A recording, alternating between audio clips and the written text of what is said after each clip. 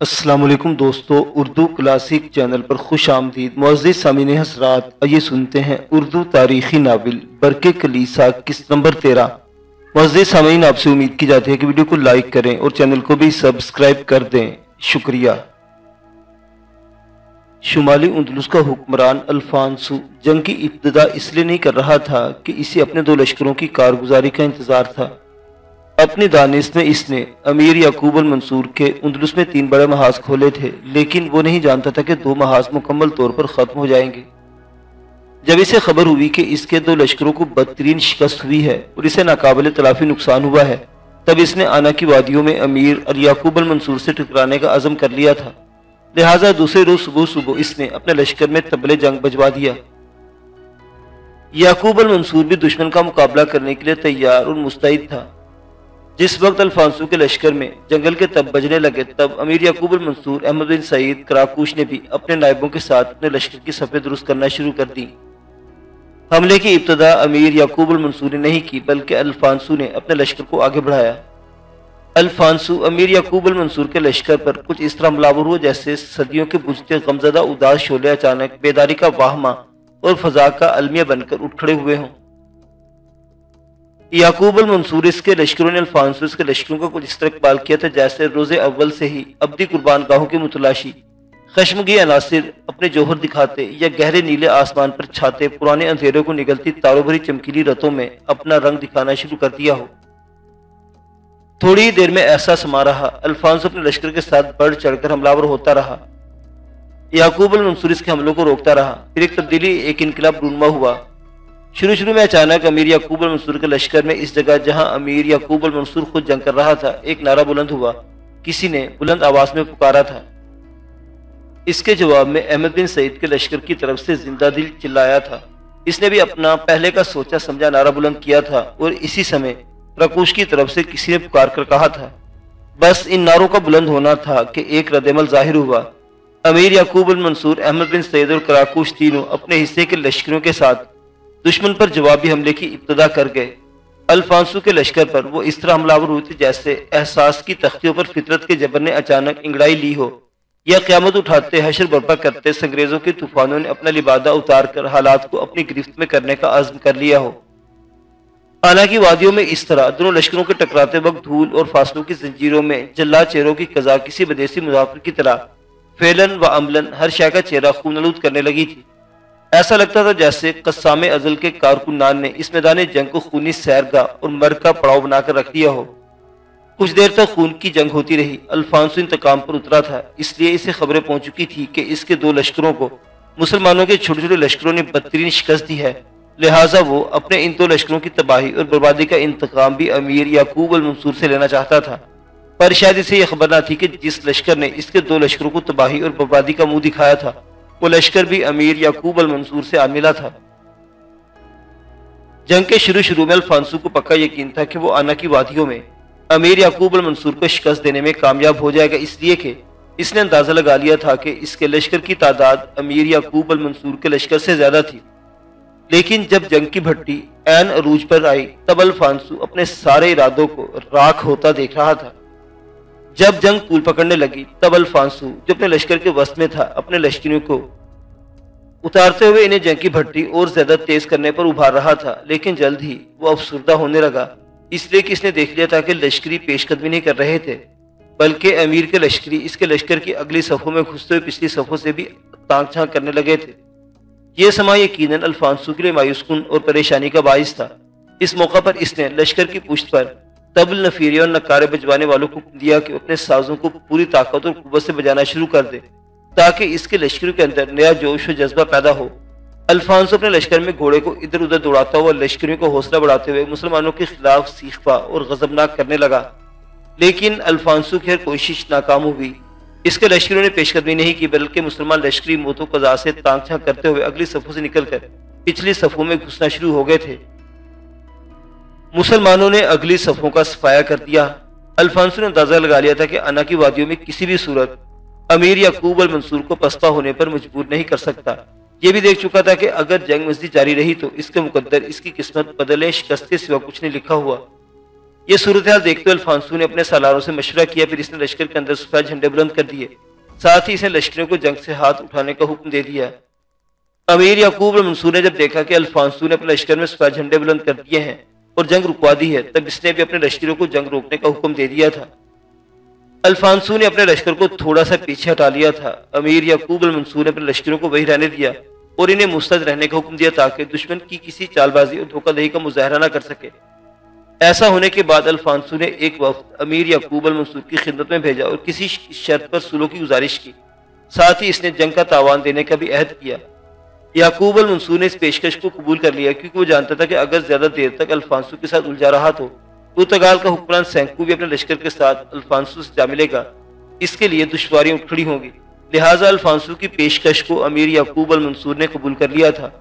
Alphonso نے تاوان جنگ دینے کا عہد کیا اور اپنے لشکر کو لے کر وہاں سے پیچھے ہٹ گیا۔ امیر یعقوب المنصور کے ہاتھوں وادی آنا میں الفانسو کو یہ بدترین شکست ہوئی تھی۔ شکست کا داغ اٹھاتے ہوئے واپس اپنے مرکزی شہر کی طرف چلا گیا، تاہم امیر یعقوب المنصور نے اپنے جاسوسوں کو حکم دے دیا تھا کہ وہ اس کے ارد گرد منڈلاتے رہیں اور اس کے لشکریوں کی نقل و حرکت سے اسے آگاہ کرتے رہیں۔ امیر یعقوب المنصور نے اپنے لشکر کو وہیں پڑاؤ کرنے کا حکم دے دیا تھا۔ ابھی یہ پڑاؤ صرف ایک ہی دن رہا تھا کہ امیر یعقوب المنصور کو اطلاع ملی کہ پرتگال کا حکمران سینکو اپنے لشکر کے ساتھ اپنے مرکزی شہر سے نکلا ہے اور مسلمانوں کے علاقوں کا رخ کیے ہوئے ہے۔ یہ خبر ملتے ہی امیر یعقوب المنصور نے پڑاؤ اٹھا لیا اور لشکر کو لے کر وہ بڑی تیزی سے اور برق رفتاری سے سینکو کی طرف بڑھا تھا۔ ہشام بن ادریس ایک روز اپنے گھوڑے کی باگ تھامے اپنی حویلی میں داخل ہوا۔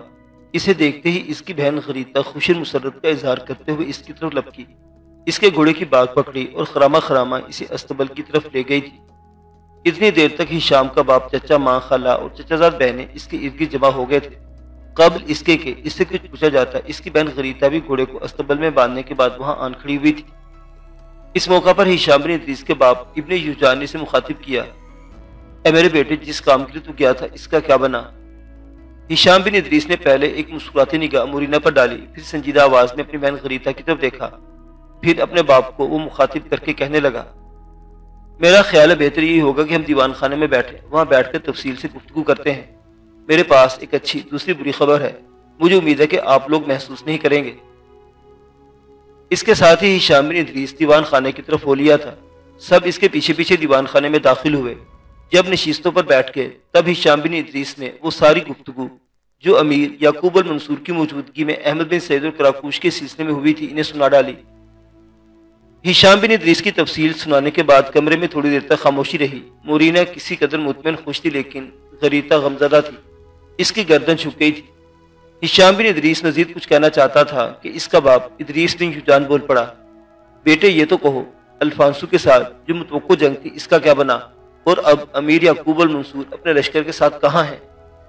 اے میرے باپ، امیر المنصور نے احمد بن سعید القراقوش کے ساتھ مل کر الفانسو کو بدترین شکست دی ہے۔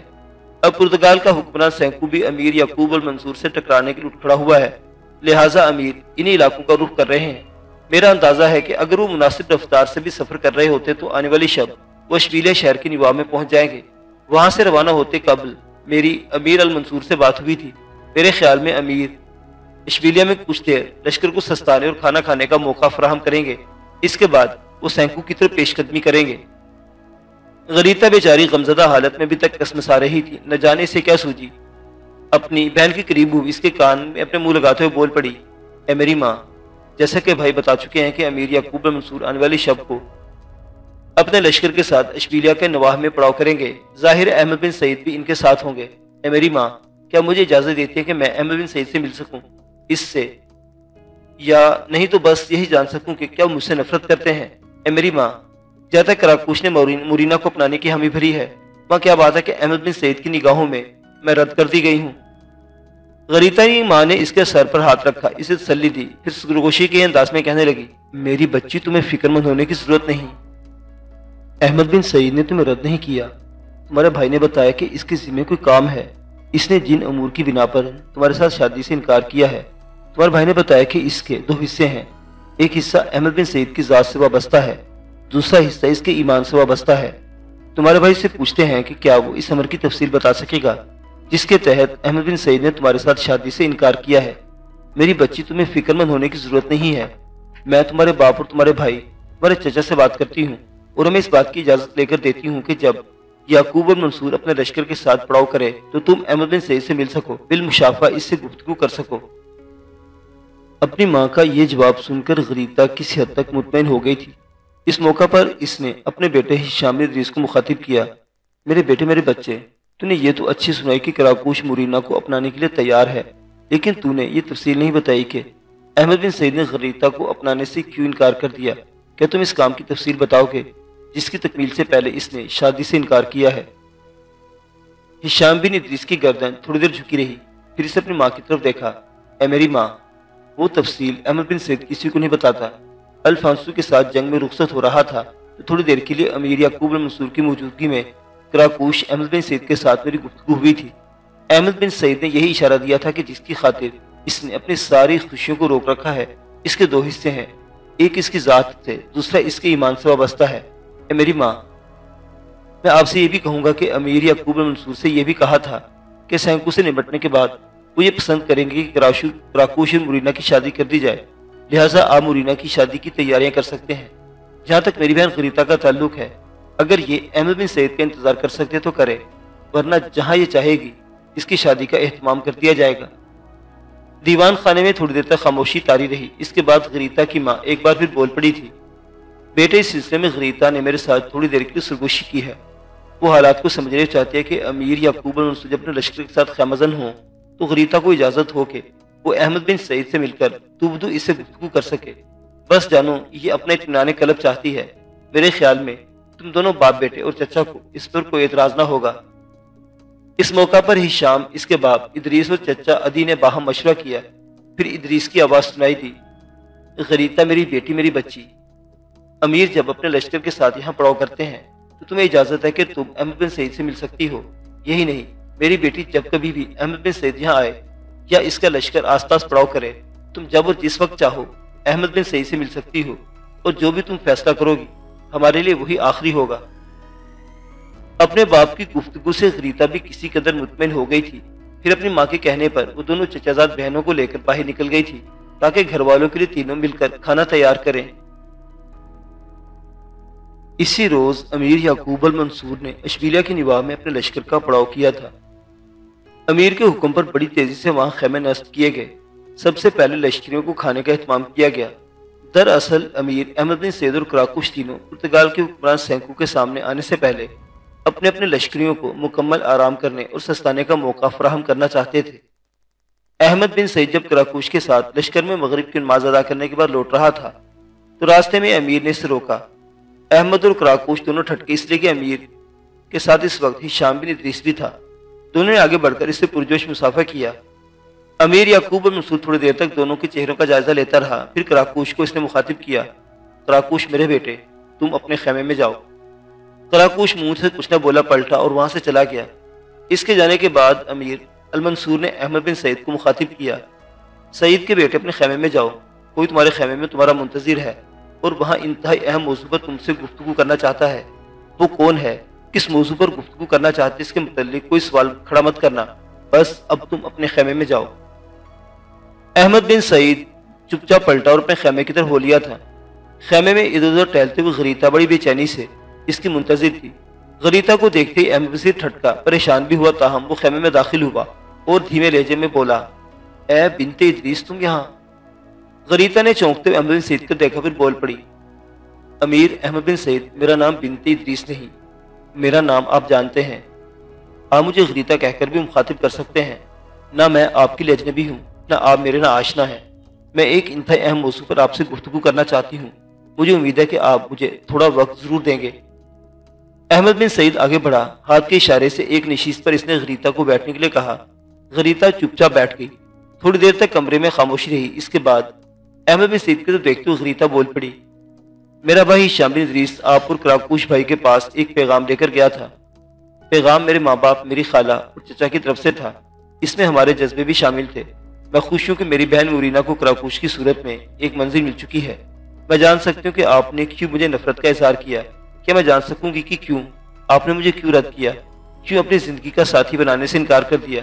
आपके इनकार ने मेरे जज्बों को गर्दालूद, जिंदगी को बोझल और वीरान बनाकर रख दिया है।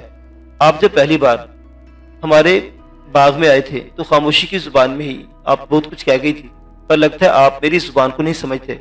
आपके इनकार ने मुझे सहरा में तपते तन्हा दरख्त की तरह बनाकर रख दिया है। मैं जिंदगी भर वीराने हयात के गोशों में तपती रहूंगी, दिल जलाती रहूंगी। आपके इंसार से क्या ये मैं समझूं कि मैं मसारफ जिंदगी हार चुकी हूं। गरीता जब खामोश हुई तो अहमद बिन सईद बोल पड़ा, गरीता तुम गलत समझी हो, मेरे जिम्मे एक अहम काम है, और ये काम उन लोगों के खिलाफ है जो इंसानियत के लिए दर्द और रूह के नगमों के व्यापारी बनकर आते हैं। जब तक मैं इस काम की तकमील नहीं कर लेता उस वक्त तक उफकता उफक मेरे सामने आगो खून का हिजाब रहने देगा। मेरी मंजिलें खून बार रहेंगी, मेरे लिए चांद मध्यम आसमान और काफिला आदम मुंजमिद रहेगा। मैं ये सारी तफसील तुम्हारे भाई से भी कह दी थी, इसलिए मजीद इस काम से मुतल्लिक कुछ कहना पसंद नहीं करूंगा। सुनो गरीता, इंसान न अपने मुकद्दर का खुदा है, न अपने हासिल हयात पर कुली उबूर रखता है, फिर भी इन खजाजदा लोगों पर जरूर वारिद होता होगा और औरों के शोर जिंदगी में बरीदा रंग फैलाते हैं। गरीता, ये मत ख्याल करना कि मैं जज्बों से आरी पत्थर का एक इंसान हूँ। मैं भी किताबें जिंदगी के औराक में हसीन नकूश देखना चाहता हूँ। मैं भी तहजीब के खुदरे हाथों में मुसरत की जुस्तजू करते जज्बों से हमकिनार होना चाहता हूँ। पर जब तक मैं अपने इस काम की तकमील नहीं कर लेता जिसकी तफसील मैं किसी से कह नहीं सकता, उस वक्त तक मेरी अपनी खुशी का कोई एहतमाम नहीं करूंगा। मैंने अहद कर रखा है कि जब तक मेरे नफ्स की आखिरी आंच बाकी है, जब तक मेरे जिस्म में खून के आखिरी कतरे ने हरकत करनी है, मैं भी उस वक्त तक उन लोगों के खिलाफ हरकत में आऊंगा जो जिंदगी को दर बदर और इंसान के खदो खाल को लहू लहू करने का फरीजा इंजाम देते हैं। सुनो गरीता, जो काम करने का मैं तहैया किए हुए हूँ, इसका ताल्लुक मेरी जात और ईमान दोनों से है।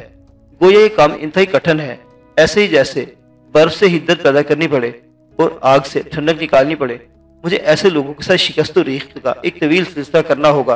वो लोग जो मेरे लिए कदम कदम पर मरग के जाल, मौत के फंदे भी खड़े कर सकते हैं, मेरे नफ्स में शराब आसान मंजर भर सकते हैं, मेरे जिस्म को अनगिनत इकाइयों में तब्दील करने के अलावा मेरे सारे इरादों को अनगिनत दायरों में भी तकसीम कर सकते हैं।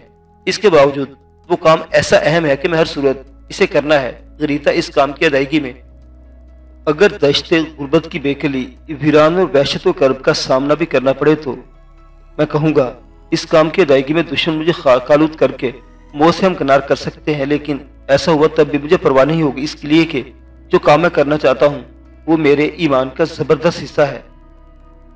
मैं तुम्हें बिनते इद्रीस कहने के बजाय तुम्हारी ख्वाहिश के मुताबिक गरीता कहकर मुखातिब कर रहा हूँ, और ये मेरे लिए सादत और खुशी की बात है। खुदा गवाह है, मैं तुमसे नफरत नहीं की और ना ही तुमसे बेजारी का इजहार किया है।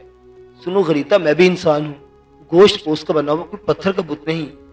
मैं भी चाहता हूँ कि अपनी आंखों में किसी के मोहब्बत के रंग भरूं, अपने जज्बों में किसी की विस्क की खुशबू को जगा दूं, पर जब तक मैं सफाक लम्हात को तय नहीं कर लेता उस वक्त तक मैं अपनी जिंदगी, अपनी जीस्त में खुशी की बसात खोलना नहीं चाहता। गरीता बेचारी चुपचाप अहमद बिन सईद की गुफ्तगू सुनते रही। जब वो खामोश हुआ, अपने जज्बात का इजहार करने की खातिर वो बोल पड़ी, मैं यही जानना चाहती थी कि आप मुझसे कहीं नफरत तो नहीं करते। आपका ये कह देना कि आप मुझसे नाबेजारी का इजहार किया है और ना मुझसे आप नफरत करते हैं मेरे लिए बहुत बड़े इनाम से कम नहीं। ताहम मैं इस वक्त तक आपकी वापसी का इंतजार कर सकती हूँ जब तक आप इस मुकद्दस काम से सुरखरू हो जाते जिससे आप राज रखना चाहते हैं। अहमद बिन सईद की गर्दन झुक गई। वो कुछ देर सोचता रहा, फिर इसने गरीता की तरफ देखा। गरीता, मैं तुम्हें किसी धोखे, किसी फ्रेम में रखना नहीं चाहता। मेरा माजी क्या है ये मैं तुम्हें तफसील से नहीं बता सकता। मुस्तकबिल के मुतल्लिक कुछ जानता नहीं। मेरा हाल ही हाल है जो तुम पर वाज़ेह कर दूं कि जो काम मैं करना चाहता हूँ वो हफ्तों, महीनों और सालों पर भी मुहित हो सकता है। तुम अगर कभी इंतजार कर बर्दाश्त न कर सको तो मेरी तरफ से तुम्हें इजाजत होगी कि तुम जहाँ और जब चाहो और जिसको चाहो अपनी जिंदगी का साथी बना सकती हो। अहमद बिन सईद दम लेने को रुका, कुछ देर सोचा, दोबारा कहना शुरू किया, गरीता, मैं तुम्हें किसी फ्रेम में नहीं डालना चाहता। मेरे साथ करापूश भी चाहता था कि इस काम मैं करना चाहता हूँ, इस काम की अदायगी के बाद शादी करे, लेकिन मैंने इसे ऐसा नहीं करने दिया क्योंकि वो काम करने की कसम सिर्फ मैंने खाई थी, करापूश ने नहीं। लश्कर कल सुबह तक यहाँ से पुर्तगाल के हुक्मरान सैंकू की तरफ कूच करने और इसे निपटने के बाद मेरा ख्याल है करापूश और मुरीना को रिश्ता इज़्वाज में बांध दिया जाएगा। गरीता, तुम जैसी लड़की जिस मर्द से भी मोहब्बत करे वो खुशकिस्मत और नेकबख्त है। तुमने मुझे पसंद किया है, मुझे चाहा है, ये मेरी खुशकिस्मती है। पर मेरी बदकिस्मती ये है कि मैं फिलफोर करापूश और मुरीना की तरह तुम्हें अपना नहीं सकता। अगर तुम इंतजार कर सकते हो तो मैं तुम्हारे इंतजार की कदर करूंगा। अगर बचाया तो हमें जिंदगी के साथी की हैसियत से गले लगा लूंगा, और अगर अपने फर्ज की अदायगी करते हुए दुश्मन के हाथों मारा गया तो मुझे ये समझकर भूल जाना, फरामोश कर देना कि मैं तूफानों और गर्दों के अंदर उठता हुआ एक बगोला था जो हल्का सा लम्स देता हुआ हमेशा के लिए निगाहों से ओझल हो गया। अहमद बिन सईद की इस गुफ्तगू से गरीता बेचारी रो पड़ने वाली थी। वो होंठ काट रही थी, आंखों में नमी उतर आई थी। कुछ देर तक वो बोल न सकी, जब्त करती रही, ताहम अपनी आंखों में आने वाले आंसुओं को रोक ना सकी। सर से बंधे हुए रुमाल से इसने आंखें खुश की। एक इंतहाई कर्ब खेजी से इसने अहमद बिन सईद को देखा, फिर इसकी रोती लरसती बैन करती आवाज इस खैमे में उभरी थी। मैं नहीं जानती जो मुकद्दस फर्ज आपने अपने जिम्मा लिया है इसकी क्या नौयत है और कितना अरसा आपको इसकी अदायगी में लगेगा। मैं तो सिर्फ ये जानती हूँ कि मैंने आपको पसंद किया है, आपको चाहा है, और महीने साल तो क्या, कसम खुदा वाहिद की क़यामत तक आपका इंतजार करती रहूंगी। अगर आप मुझसे वादा कर देते हैं कि मैं आपकी हूँ, आप मेरे हैं और मेरे साथ जिंदगी के सफर पर रवाना होंगे, तो मैं आंधी और तूफानों में भी खड़ी होकर आपका इंतजार कर सकती हूँ। मैंने समझा था कि आपने मुझे नापसंद करते हुए शादी से इनकार कर दिया है। अब आपकी बातों से मेरे सारे गिले, मेरे सारे शिकवे जाते रहे। मेरा मन अब आईने की तरह साफ है। मुझे जानकर मजीद खुशी हुई कि आपने मुझसे बेजारी का इजहार करते हैं, ना कभी आपने मुझसे नफरत का इजहार किया, बल्कि मुझे पसंद करते हैं। अब आप कहीं भी जाएं, मुझे इत्मीनान होगा कि आप मेरे हैं। बस आपकी चाहत के सहारे जब तक आप चाहेंगे मैं आपका इंतजार कर सकती हूँ। गरीता यहाँ तक कहते कहते खामोश हो गई। अहमद बिन सईद थोड़ी देर तक गर्दन झुकाए हुए सोचता रहा। फिर एक भरपूर निगाह इसने अपने सामने बैठी गरीता पर डाली। इसके बाद इसे मुखातिब करके वो कह रहा था, गरीता, जब मैंने पहली बार तुम्हें तुम्हारे बाग में देखा था तो तुम मुझे अच्छी लगी, लेकिन वो लम्हा मेरी पसंद का लम्हा ना था, इसलिए कि मेरा तुम्हारे साथ कोई तारुफ ना था। वो लम्हा मैंने तुम्हारी आंखों में अपनी अपनायत की एक शनासाई देखी थी। मैं चुप रहा था। दूसरी बार जब तुम्हारी मेरी मुलाकात हुई, जहां तुम्हारी आंखों में मोहब्बत थी, बहुत से शिकवे भी थे, पर मैं अपनी जगह मजबूर था।